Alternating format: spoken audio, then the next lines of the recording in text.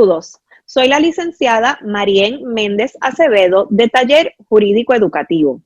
En el día de hoy estaremos analizando la decisión del Tribunal Supremo de Puerto Rico en los casos INRE Enrique Peyot Córdoba e INRE Sheila Peyot Cestero, con fecha del 11 de agosto del 2020.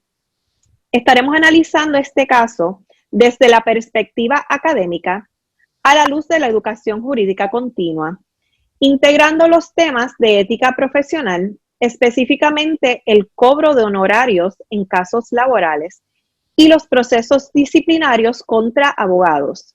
En particular, la Ley 43 del 12 de mayo del 2016, la cual establecía un término prescriptivo de 3 años a las acciones disciplinarias contra abogados y notarios por infracciones a los cánones del Código de Ética Profesional. Hacemos este análisis con respeto a los compañeros abogados que son partes en este caso y, por supuesto, a la determinación de nuestro más alto foro judicial. Me acompaña la licenciada Yarisis López Colón de Taller Jurídico Educativo. Saludos, Yarisis. Saludos, Marien. Saludos al licenciado.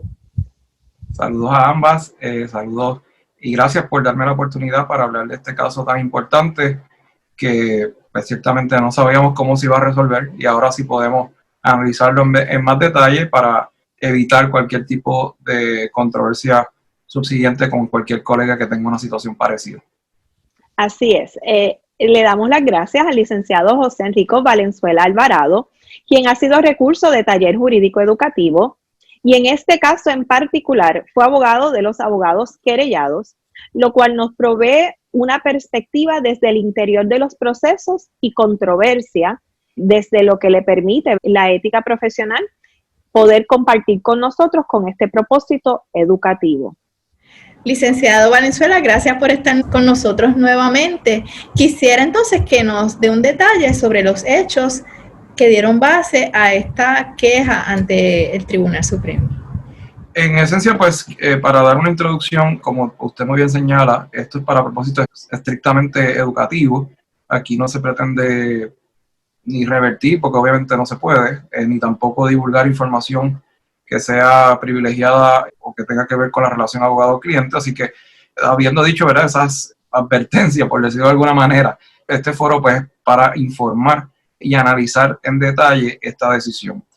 Este caso inició a través de una queja por un ciudadano en el año 2014, donde el quejoso presenta su reclamación alegando de que cuando se determinó por un tribunal en un caso que tenía que ver con discrimen, ley 80, y lo que tiene que ver con hostigamiento laboral, que es una acción que se incluye en esta reclamación laboral, pero es por conducto del Código Civil de Puerto Rico, por el daños y perjuicios, es decir, no es a través de una ley especial, que son las leyes laborales, como por ejemplo lo es la ley 80, que prohíbe el despido injustificado en el empleo, y la ley 100, que obviamente prohíbe el discrimen. Así que, exceptuando eso, el caso se tramitó como caso de ley 80 y un caso de hostigamiento laboral bajo el 1802 inicialmente. La compañera Sheila Peyot fue la licenciada que hereda este caso, y digo esto como nota curiosa porque ella no era la abogada inicial de récord en este caso, sino que ella entra el mismo día del juicio y logra posponer el mismo hacia varios días después, y con toda la preparación que eso conlleva, pudo ver este caso prácticamente de un día para otro y prevaleció en el mismo, donde el tribunal entendió que había que otorgarle la mesada al señor, en este caso el quejoso querellante, y concluyó de que hubo hostigamiento laboral en el empleo. En este caso, los demandados, que era el sistema Ana G. Méndez, acuden al Tribunal de Apelaciones y se revierte la determinación de lo que tiene que ver con hostigamiento laboral. Y el caso se va al Supremo, el cual no fue acogido por el Tribunal Supremo, y se devuelve entonces para que se adjudiquen los porcientos aplicables de la ley 80, que todos sabemos que comienza entre un 15% hasta un 25%. Lo que quiero decir con esto es que no es automático la aplicabilidad del 25%. El tribunal tiene que pasar juicio, ¿verdad? Y una vista evidenciaria para que se justifique esa cantidad de honorarios que se van a otorgar. Y eso fue lo que ocurrió aquí. El tribunal concluyó, el tribunal de primera instancia, que se tenía que otorgar la cantidad de 15% como honorarios de abogado. Cuando se analiza el detalle de lo que decía el contrato original, el contrato original hablaba exclusivamente de la representación del, en este caso, el quejoso, que era el demandante en el caso laboral, solamente en el tribunal de primera instancia. Este contrato no cubría cualquier apelación o certiorari a los foros correspondientes. Así que ese fue un detalle. El otro detalle es que también se establecía en el contrato hasta un 25% de compensación, de manera que se pudiera cubrir honorarios de abogado que excedieran lo que se trabajó en el mismo.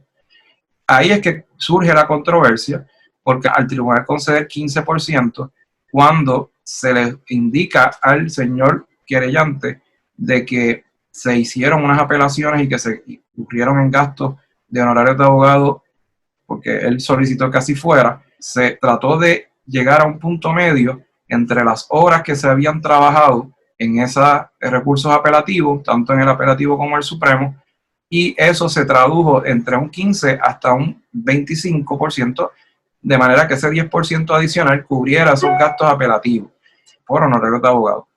Eso fue lo que la cliente entendió en ese entonces.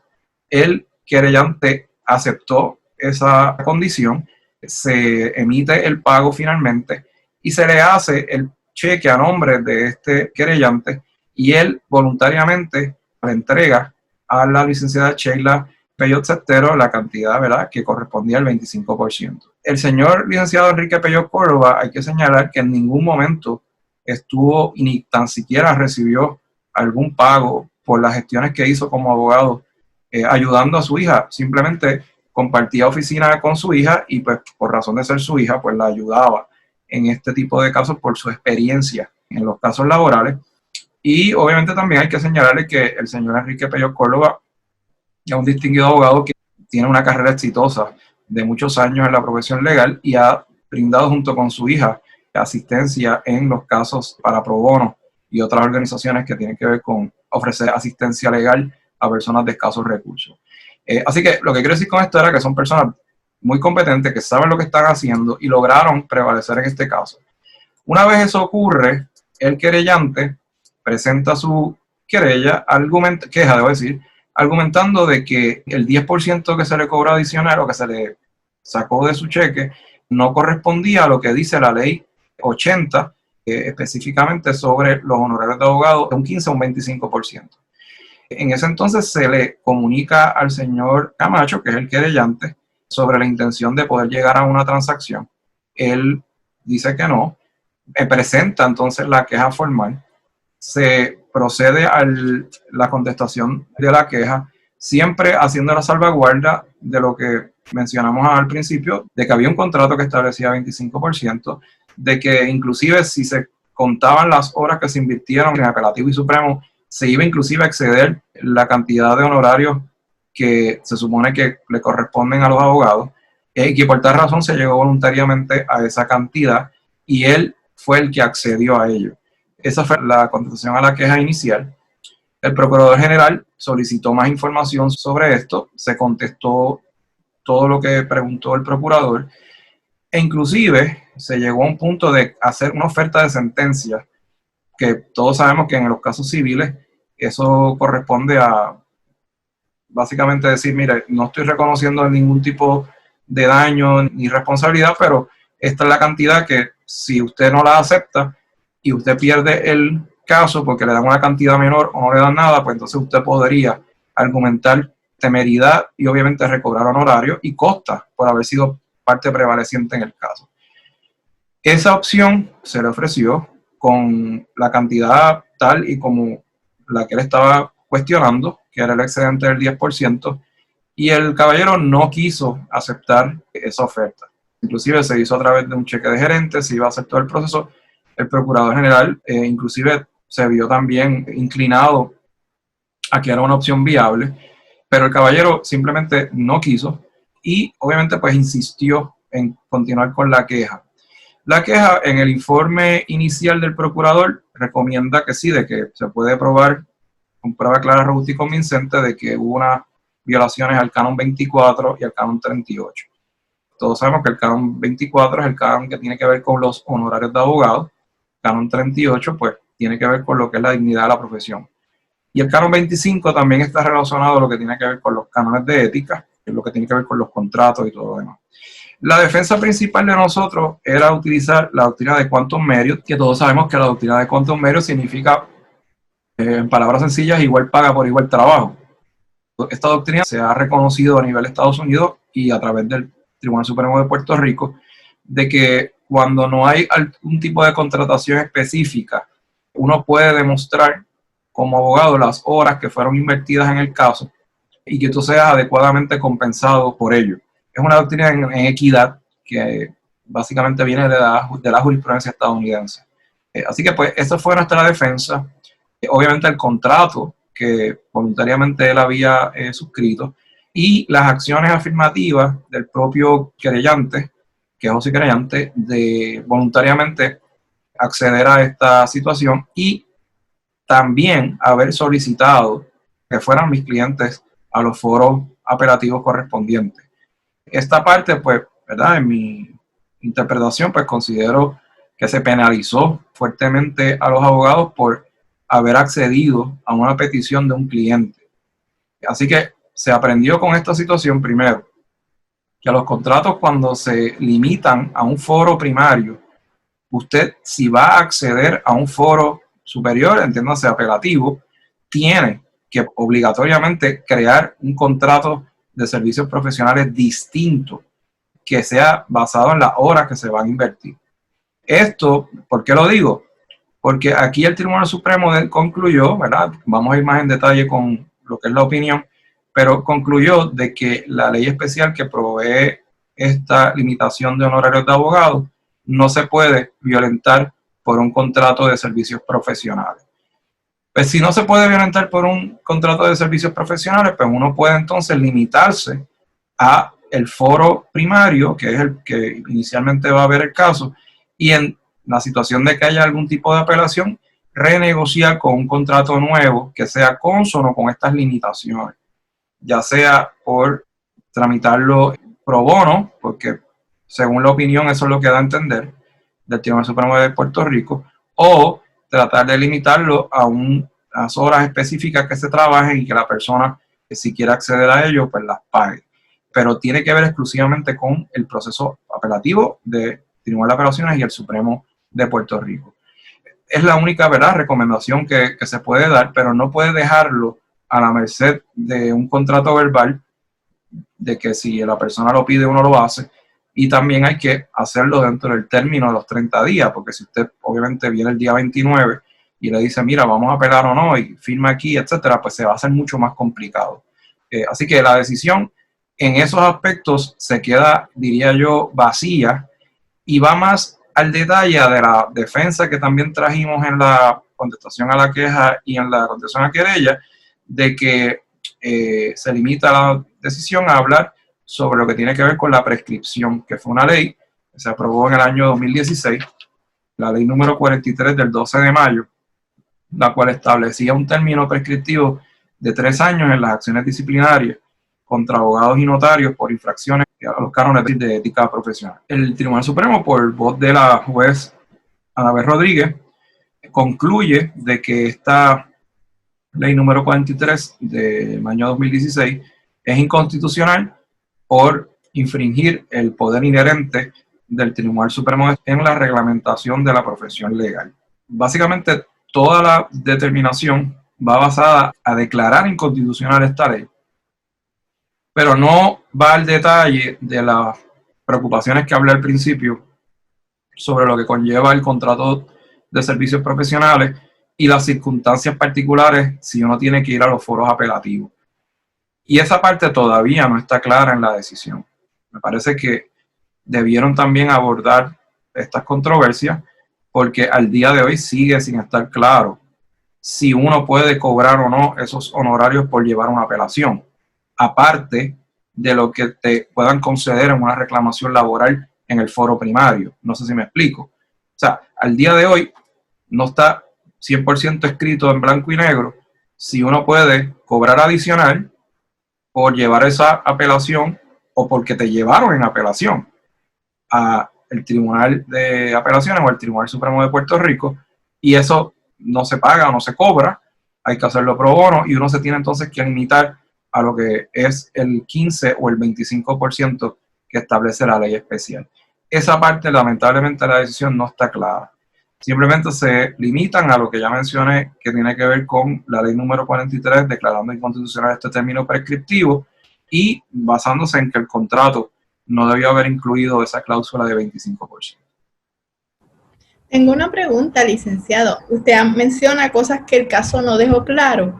Tampoco a mí me quedó muy claro si el tribunal considera que, aunque no se gane el caso, ¿verdad?, que entonces no se pueden cobrar honorarios, pero sí entonces se podrían recobrar los gastos.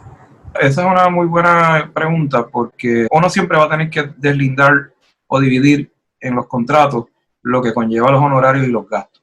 Los gastos sí, en efecto, los gastos uno sí los puede cobrar porque son gastos como por ejemplo el sello de erradicación, que ahora deberá tener otro nombre porque es electrónico, por ejemplo, a nivel de primera instancia.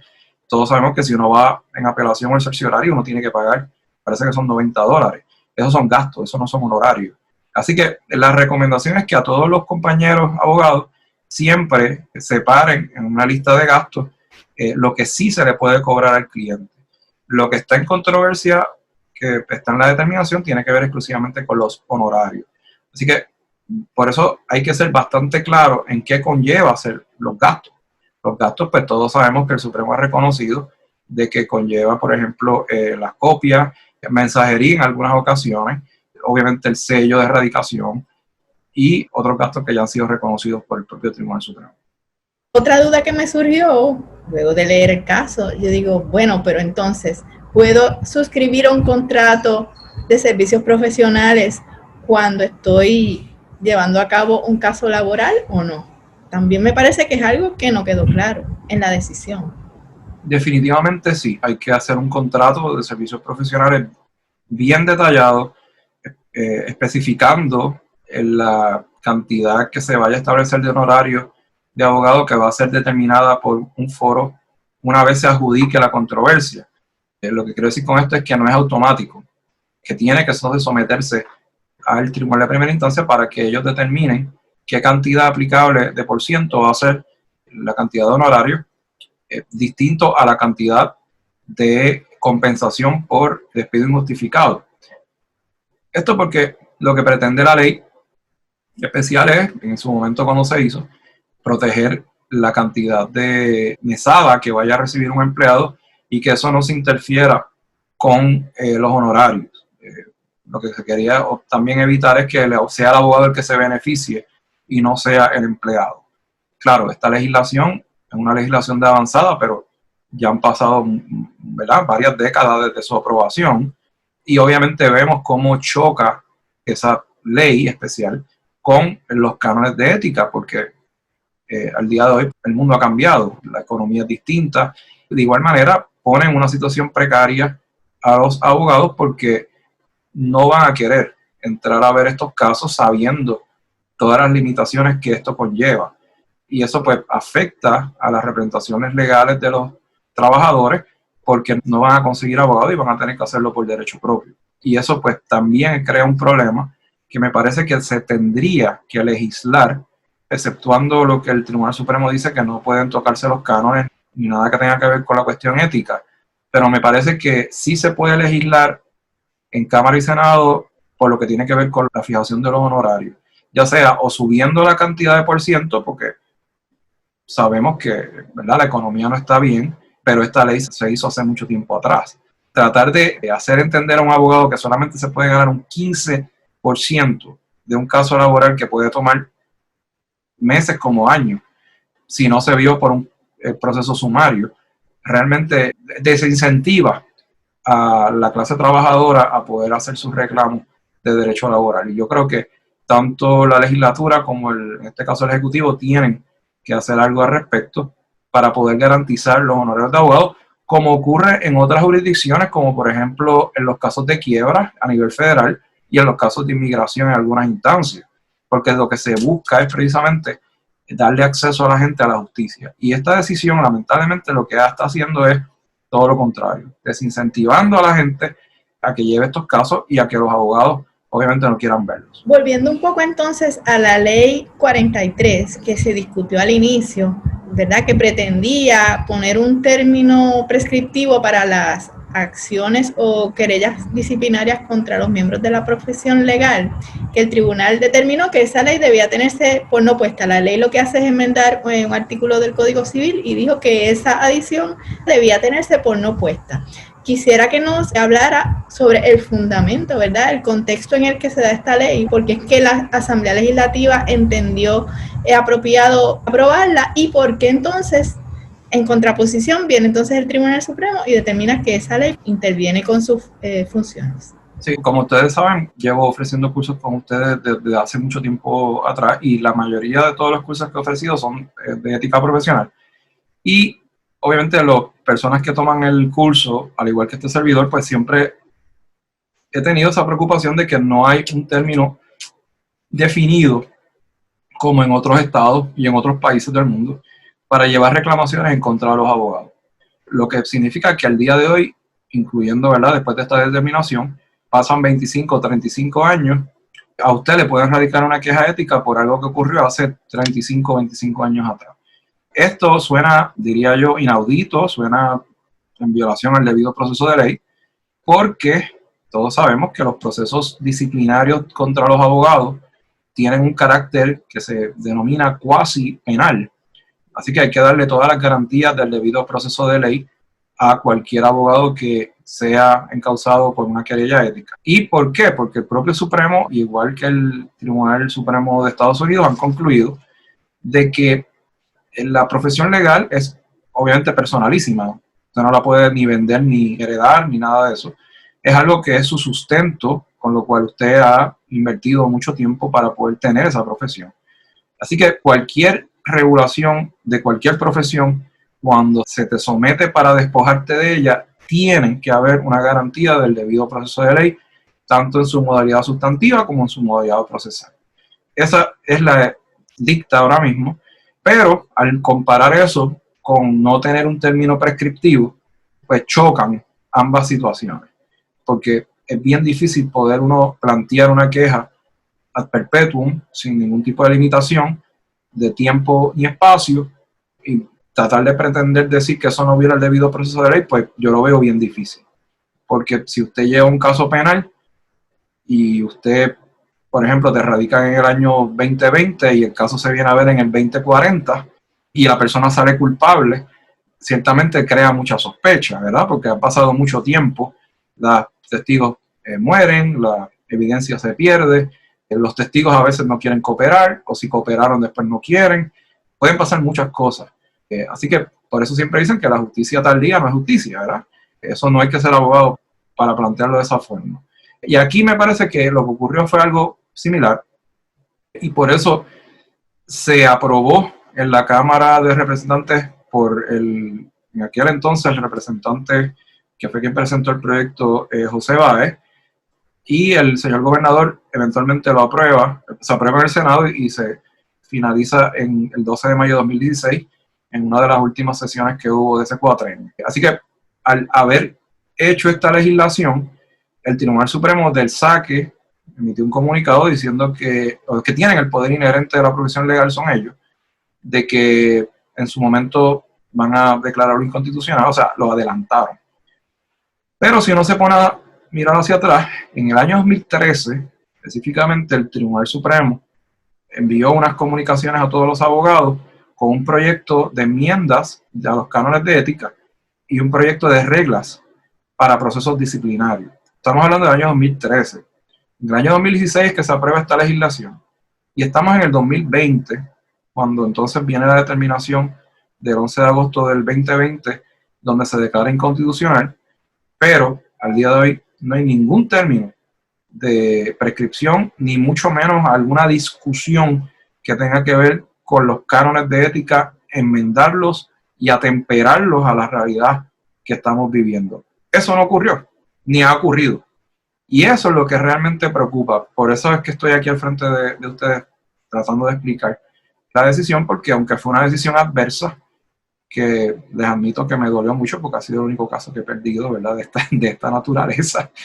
Y ciertamente no todos los casos se ganan, y este es uno de ellos, más bien el único, porque gracias a Dios todos los otros casos de ética que he tenido he podido prevalecer. En esta situación pues no se dio, pero sí conlleva una discusión profunda, y la determinación final sabemos que fue amonestar y suspender por 3 meses a los licenciados Enrique Pello Córdoba y Sheila Pello Cestero, aún con toda la explicación que les mencioné.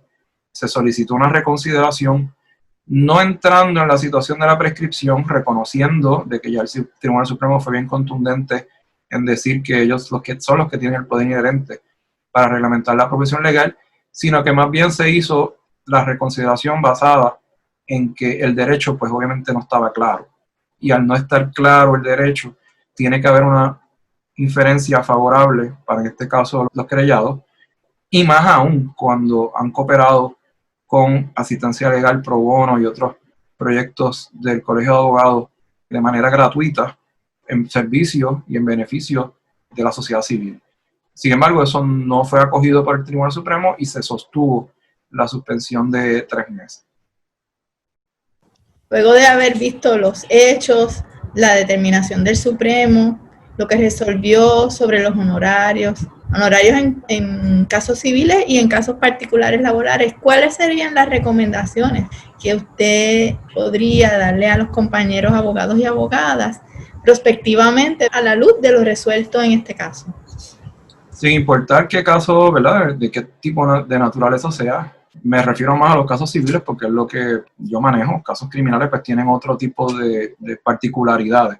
Pero en ambas instancias la recomendación clara es que se suscriba un contrato de servicios profesionales que tenga cláusulas abiertas para poder renegociar o crear ya sea un contrato nuevo o algún adendum para poder actualizar el mismo.